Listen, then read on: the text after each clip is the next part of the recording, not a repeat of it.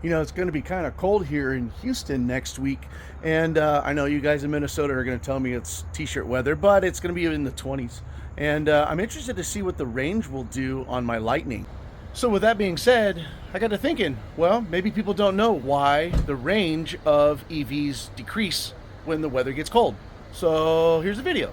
So batteries will actually have a cooling system like this, and it will regulate the temperature of the batteries by warming them up or cooling them off. And by doing that, it keeps them in their efficient range. And the way that it heats it is using grid heaters. There's obviously no engine in here, and because of that, there is no way for the car to produce heat. There's a cooling system up here and a big radiator and some grills and some other jazz when it needs to cool it down. Basically like electrical heaters that are in the cooling system to be able to warm the coolant up.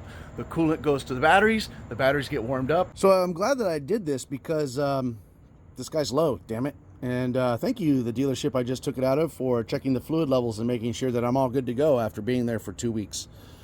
Sweet. There we go. That's about how much coolant it should have.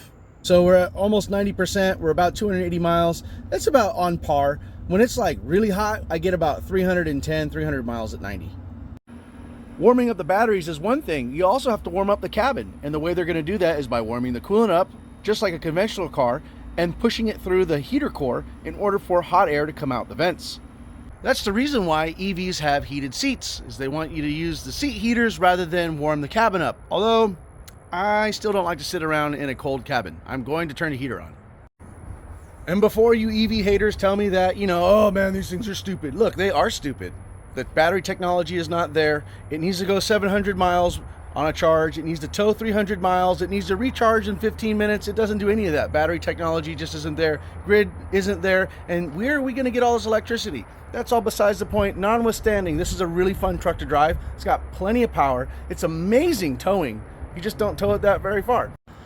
So that's that. And that's the reason why EVs, well, don't work that well when it's cold, is they have to warm up the coolant. If you want to know more about stuff, you want to know more about us, you want to know more about European cars, let me know and I will talk about whatever you want.